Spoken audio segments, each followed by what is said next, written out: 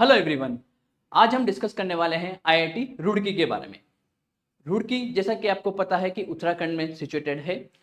तो यहाँ पर जैसे कि आईआईटी रुड़की में क्या आपका वहाँ पर कट ऑफ रहता है, ठीक है। अगर आपको एडमिशन्स लेना है तो जो एडवांस का एग्जाम होता है वहाँ का क्या कट ऑफ जाता है, क्या आपकी ओपनिंग एंड क्लोजिंग रैंक होती है, वहाँ का क्या आपके क्या क्या डिफरेंट डिफरेंट कोर्सेज है, क्या क्या आपकी ब्रांचेस होती है, उनकी क्या फीस होती है। अगर वहाँ हम बात करें कि क्या आपका हॉस्टल लाइफ कैसी है, वहाँ का क्या इंफ्रास्ट्रक्चर है, इस तरह सारा हम इस वीडियो में डिस्कस करने वाले हैं। और उससे भी इम्पोर्टेंट थिंग वहाँ पर क्या आपका कैंपस कैसा है, वहाँ का आपका प्लेसमेंट कैसा है कैंपस का, ठीक है। क्या क्या कंपनीज आती हैं वहाँ पर, तो ये सारा डिस्कशन हम इस वीडियो में करने वाले हैं, ठीक है। तो स्टार्ट करते हैं। जैसा कि रुड़की है आपका उत्तराखंड में सिचुएटेड है, ठीक है।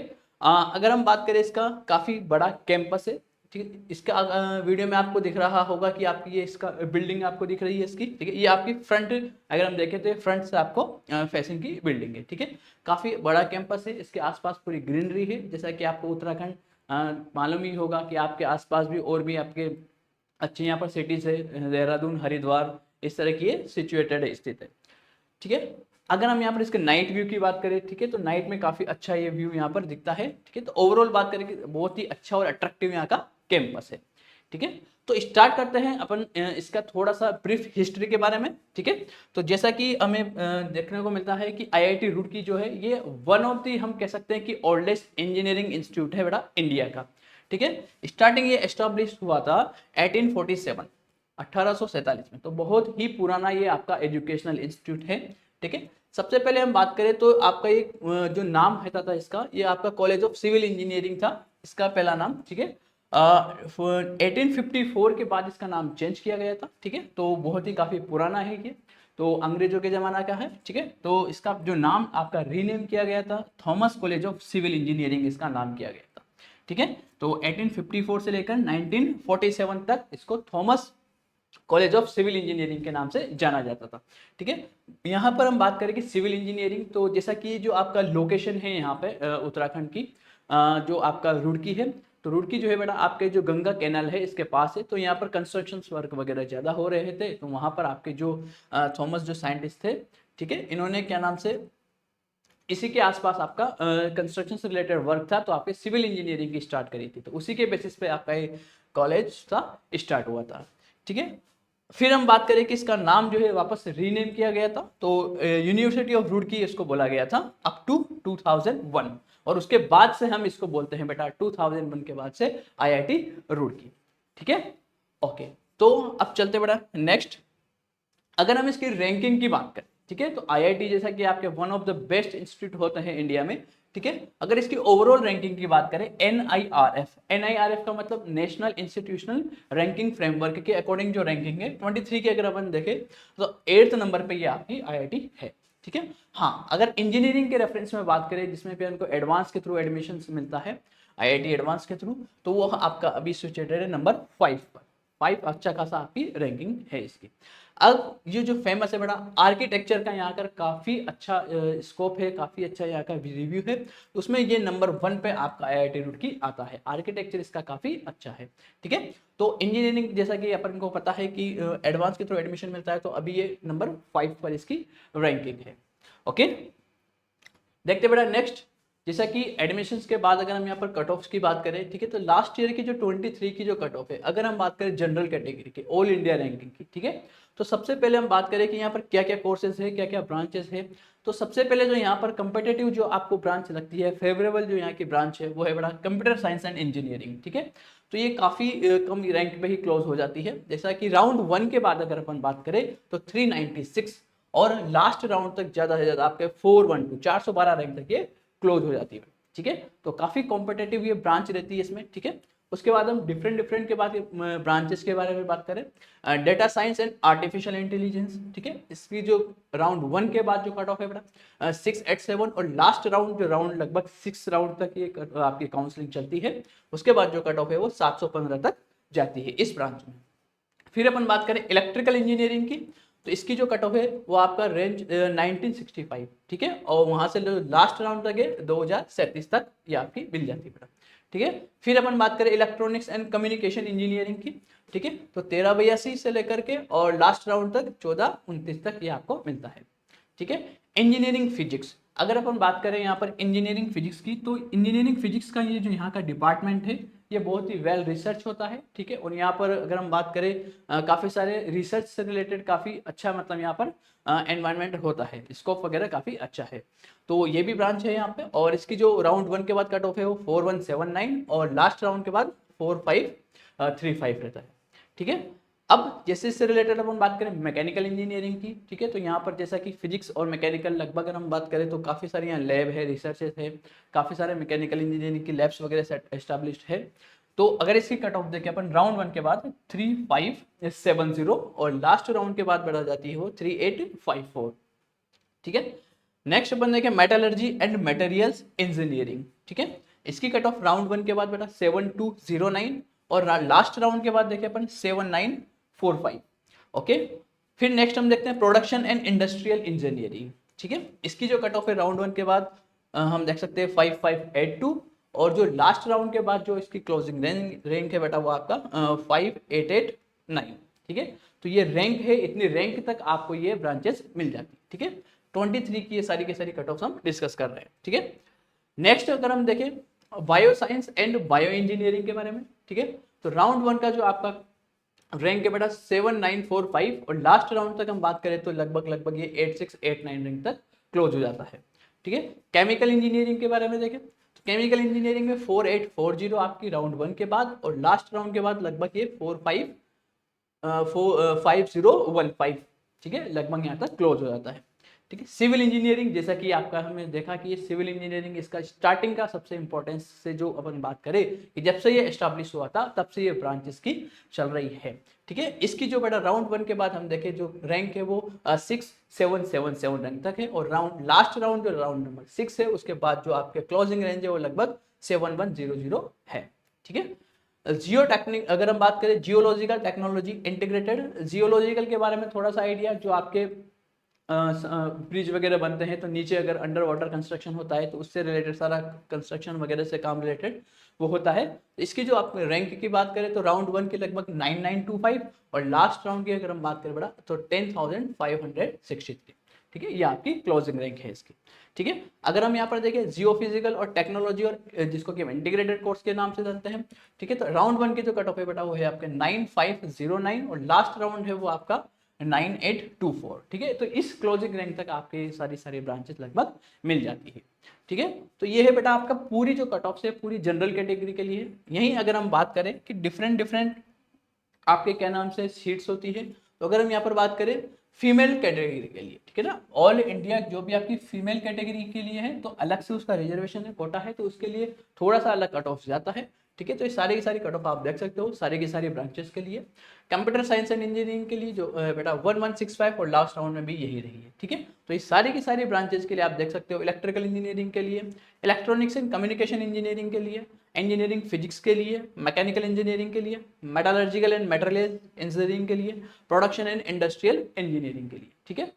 और हम चलते बड़ा नेक्स्ट, जैसा कि आप bio science and bio engineering के लिए, केमिकल इंजीनियरिंग के लिए, सिविल इंजीनियरिंग के लिए, जियोलॉजिकल टेक्नोलॉजी इंटीग्रेटेड कोर्स और जियोफिजिकल टेक्नोलॉजी इंटीग्रेटेड कोर्स के लिए, तो ये सारे के सारे जो कट ऑफ है बेटा ये आपकी फीमेल कैटेगरी के लिए है, ठीक है। चलो तो अब नेक्स्ट हम बात करते हैं, देखें आईआईटी रुड़की जो आपका वहाँ का फी स्ट्रक्चर क्या है, ठीक है।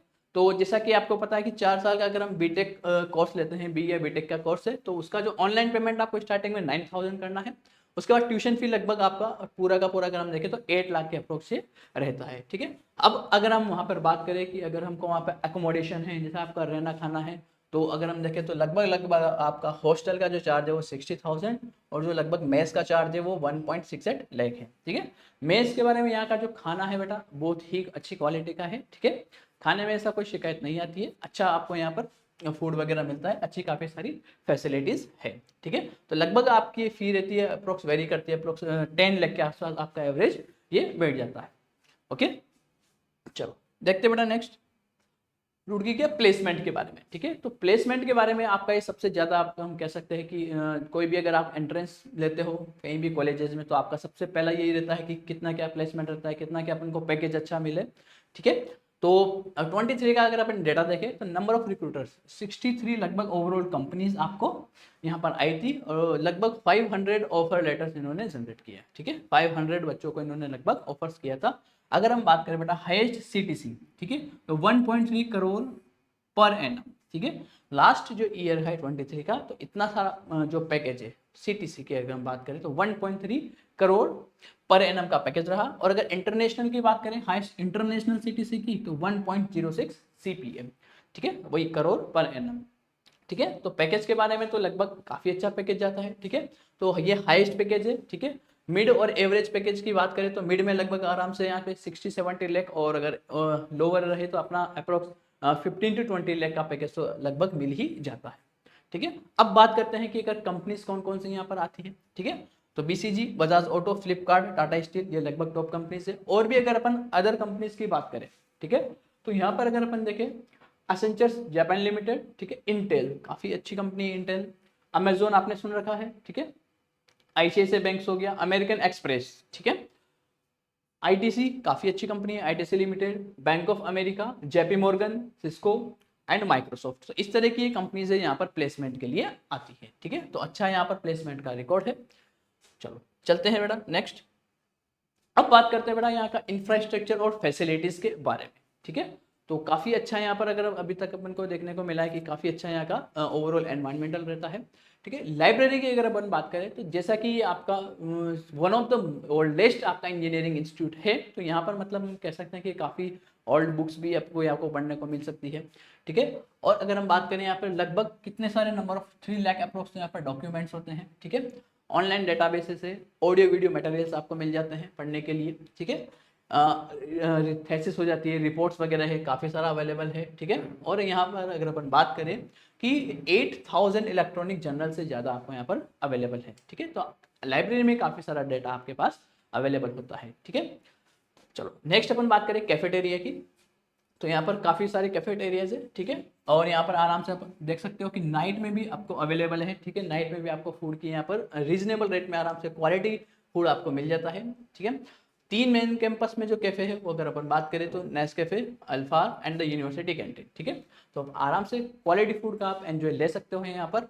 नाइट में भी आपके पास अवेलेबल रहता है ये सुविधा, ठीक है। नाइट में भी आपके पास फूड अवेलेबल है और बिल्कुल ही रीजनेबल रेट में वो आपको मिल जाता है, ठीक है। हॉस्टल की बात करें, ठीक है, तो सबसे बड़ा इश्यू ये भी आता है कि हॉस्टल कैसा है, वहाँ का एनवायरमेंटल कैसा है। तो लगभग अगर आप देखें यहाँ पर तो आपके 10 तो आपके बॉयज़ हॉस्टल है, 3 गर्ल्स हॉस्टल है और 6 आपके मैरिड हॉस्टल है। और यहाँ पर कोएड भी हॉस्टल भी होते हैं, ठीक है ना, कोएड हॉस्टल भी होते हैं। सारे के सारे अगर अपन रूम्स की बात करें, ठीक है, हॉस्टल में जो रूम्स है वो अगर अपन बात करें तो काफ़ी अच्छे हैं। आपके सिक्योरिटी काफ़ी अच्छी है, सर्वेलेंस सिस्टम काफ़ी अच्छा है, रूम वगैरह में आपके एसी वगैरह, पानी वगैरह सब अच्छा है। अगर अपन बात करें हॉस्टल्स में तो आपका साइबर कैफ़े है, जिम है, वाईफाई लगा हुआ है, वाटर प्यूरीफायर्स है, कॉमन रूम्स, शेयरिंग वाले रूम्स भी होते हैं, ठीक है। मेस, टीवी, लॉन्ड्री सर्विसेज, ये सारा का सारा सिस्टम आपको मिलता है, ठीक है। आपके बॉयज हॉस्टल अलग से हैं, गर्ल्स हॉस्टल अलग से हैं, कोएड हॉस्टल अलग से, ओके। चलो अब बात करते हैं स्पोर्ट्स की, ठीक है। तो स्पोर्ट्स भी हम कह सकते हैं कि पढ़ाई के साथ साथ आपका काफ़ी लाइफ का इंपॉर्टेंट पार्ट बनता है स्पोर्ट्स। तो यहाँ पर जो फैसिलिटीज अवेलेबल है, ठीक है, आपका बैडमिंटन कोर्ट है, किसी को बैडमिंटन पसंद है, बास्केटबॉल हो गया, cricket one of the most favourite games होता है, ठीक है। अब फुटबॉल आपका स्क्वाश हो गया, स्विमिंग पूल है, टेनिस कोर्ट हो गया, एथलेटिक ट्रैक है, हॉकी फील्ड एंड वॉलीबॉल, ठीक है। तो यहाँ पर स्पोर्ट्स की हम बात करें तो इंडोर और आउटडोर दोनों तरह के यहाँ पर अपन को स्पोर्ट्स और फील्ड्स अवेलेबल होते हैं, ठीक है। नाइट में भी आप आराम से स्पोर्ट्स किसी इच्छा है तो आप खेल सकते हैं, ठीक है। अब बात करते हैं स्पोर्ट्स के साथ साथ लैब्स वगैरह की, वहाँ पर कैसा लैब वगैरह है।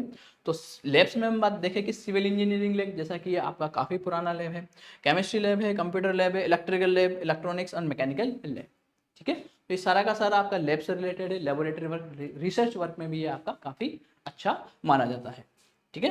अब देखते हैं बेटा नेक्स्ट।